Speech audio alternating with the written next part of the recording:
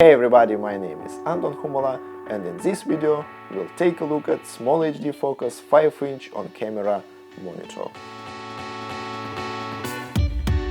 Over the years of shooting with different cameras, I realized that having a reliable, high-quality on-camera monitor in my toolkit is a must, especially when I don't have a big director's monitor on set. Cameras come and go, but having your own monitor is like owning a lens. You know the pros and cons of, and can use them to your advantage. Don't ask me why I didn't choose something holy grail like Flanders Scientific BM019. It's out of my price range. I also was desperate to have LUT support inside the monitor, not only to have a visualization and pre-plan for my color grading in advance, but also to help with pulling focus, because you know sometimes it's quite hard to pull focus on a wide open lens looking at a flat image. I was considering several options. First, I had to reluctantly roll off all 7-inch monitors / recorders like Atomos Ninja, Inferno or Ninja Flame. Personally, the bigger the better for me. I like 7-inch monitors, but I mostly shoot with lightweight cameras like Sony A7S Mark II or Canon 5D Mark, whatever. And I found that big monitors overwhelm these small cameras. Yes, Icon DH7 or SmallHD 701 Lite are great, but the former doesn't have LUT support and the latter is a bit pricey. So I have to choose between 5-inch options like SmallHD 501 or maybe even used 502. Blackmagic Video Assist and this new promising product from SmallHD called Focus. SmallHD 501 is a great monitor. It has a full HD resolution 1920 by 1080, but it has less brightness than Focus and can power my cameras, unlike Focus. Blackmagic Video Assist was really a tempting choice with all that connections, but I don't really need a recorder, and again it's not that bright, can't power my camera. So after all this hustle, I was ready to buy this SmallHD Focus. It has been on the market for a while and has already won love and esteem from filmmakers. SmallHD Focus is a compact, very lightweight 5-inch on-camera monitor with touchscreen, LUT support and tons of very handy features inside.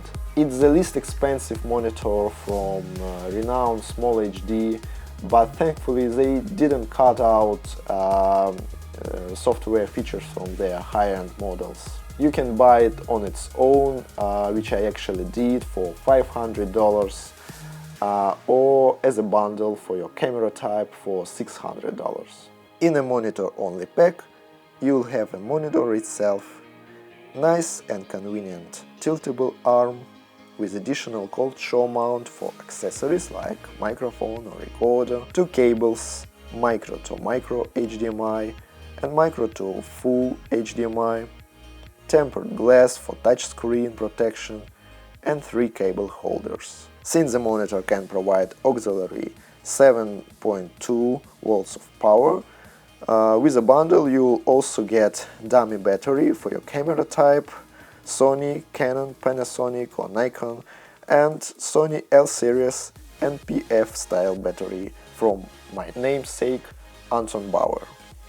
I already had a dummy battery for my A7S Mark II, and I have to say that it's so amazing to be able to power both a monitor and a camera. from one Sony NPF style battery, which lasts much longer than the original camera batteries.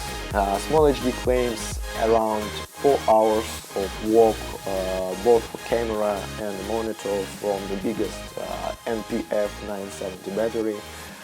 In reality, it's actually about 3 hours, still great.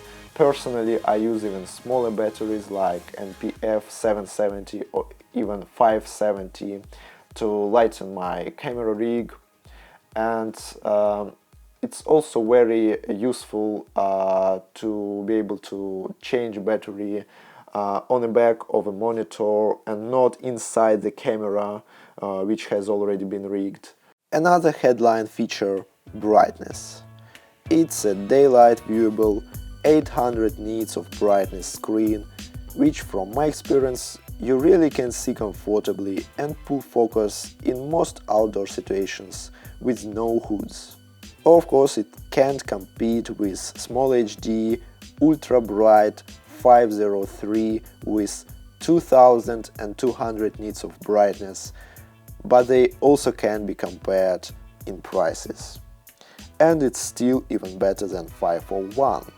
SmallHD still sells a hood for it as an option, but unless you'll be filming in a snowy mountains with blasted sunlight, you don't really need it. The monitor is built from lightweight, high-quality plastic with 3/4 20 threads to mount in any direction. It has audio monitoring output with no audio delay, micro USB for camera control, and SD card slot for loading LUTs.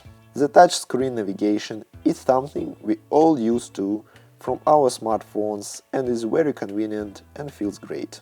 All SmallHD on-camera monitors are equipped with a powerful and easy-to-use page builder operating system, where you can have up to 8 customized pages, each with different image analyzing tools ready for work. Let's quickly look at the main tools and settings we have here. First, settings page, and the most frequently used here are backlight, which regulates monitor brightness, auto flip image checkbox, which enables you to instantly see normal image every time you flip the monitor, just like smartphone and very helpful for filming yourself, headphones monitoring volume, anamorphic disk width, yes, it's there, DSLR scale, beneficial for seeing full screen picture from DSLRs like 5D Mark II or 7D that don't output HD signal. Okay, then you have 8 pages and you can add different image analyzing tools to every of them. To add instrument, tap on a screen and bring up toolbar. In the frame category, you have aspect ratio lines, both presets like 2:39:1 and custom, safe margins and crosshairs. In exposure, a whole lot of tools. Exposure assist, which is actually false color, zebra with maximum levels that could be set up to 109%, and ignore LUT checkbox, color picker with numbers, and you can have multiple zebras on the same page, no problem. In scopes, you have of course histogram, waveform with spot metering function, and vector scope. In focus section, focus assist, which uses colored overlays, and picking, which I prefer the most. Overlay section is where you have access to LUTs. From monitor internal memory, yes, it offers some calibration LUTs like Sony S-Log, and your own LUTs from SD card. The system even understands sorting them to folders, very nice to avoid clutter. Then, image overlay. You can have image on SD card or use image capture function to superimpose still on actual frame for reference. Audio meters of very nice quality. The last section enables you to crop and scale your image on the screen. What's really delightful is that all instruments are fully customizable. You can move them, change their opacity and size so they don't get in the way of seeing full frame. With all these great features being highlighted, now it's time to take a look at what we could possibly miss. First, as you know, it's a 1280 to 720 monitor, and technically it's not full HD.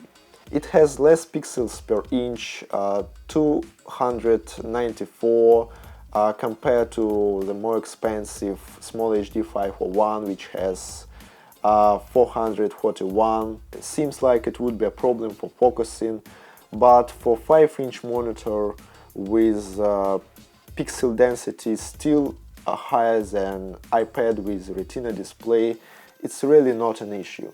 Second, like somebody says in comment section, they found a way to make HDMI proprietary.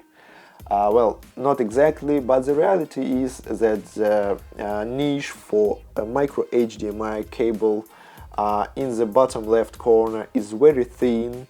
On the one hand, it prevents HDMI from being unplugged by accident, which is common. On the other hand, it greatly limits the number of HDMI cables that fit inside.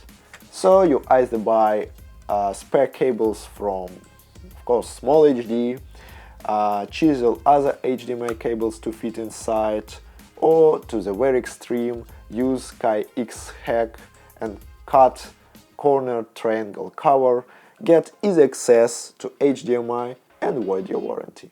Third, it doesn't take 4K signal from your camera, no surprise, but just to remember. Fourth, fingerprints.